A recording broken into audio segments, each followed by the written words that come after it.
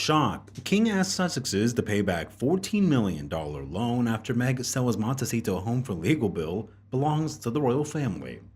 After many consecutive losing cases, it's known that Harry owed the court nearly $20 million, which forced him to find a way to repay that debt. It's known that Meghan intended to sell the house of Montecito to pay off the debt, but that was opposed by King Charles because he believes that if they sold the house, they would have to pay the royal family first because the Montecito home was bought using borrowed money. Prince Harry finds himself drowning in legal fees even if he won many of the cases that he's filed.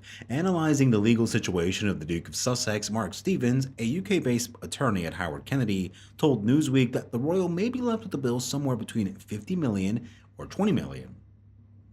The price of his legal bill fare higher than his Montecito mansion that he shares with Meghan Markle. Quote, I think Harry has taken it upon himself to sponsor the London legal village, and as a lawyer, I welcome that. Whether it's prudent is another matter.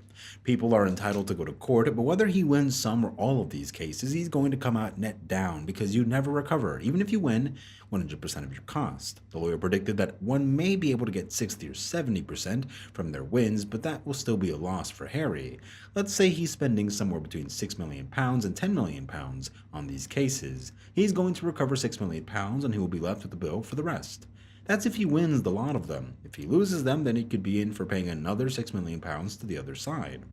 Prince Harry so far has 6 cases running at London's Royal Courts of Justice, one of which he lost, concerning his bid to challenge the British government to pay for his own security.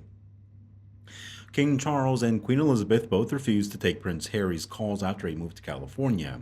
In the soon-to-be-released Our King, royal expert Robert Johnson claims that Charles cut off phone contact with his youngest son after the Duke of Sussex swore at him during an explosive row about money.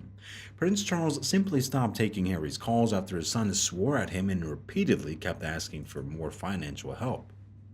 When the Queen asked Charles why he hadn't given in, he told her that he wasn't a bank. The British journalist went on to add that Harry's regular phone calls across the Atlantic to his grandmother also came to an end, when the father of 2 kept trying to air his grievances. In the end, the late Queen asked him to speak directly to his father instead. Her Majesty found Prince Harry's calls quite difficult and wearisome. She didn't want to interfere in the father-son relationship and would urge him to speak to his father.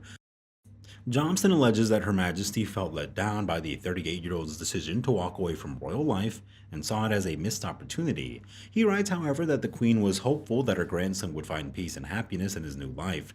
Meantime, Prince Harry and Meghan Markle have been labeled narcissistic and self-obsessed for failing to confirm whether they will attend the King's historic coronation. Royal commentators Rafael Del Manco slammed the Duke and Duchess of Sussex for turning the hugely important ceremonial events into a soap opera.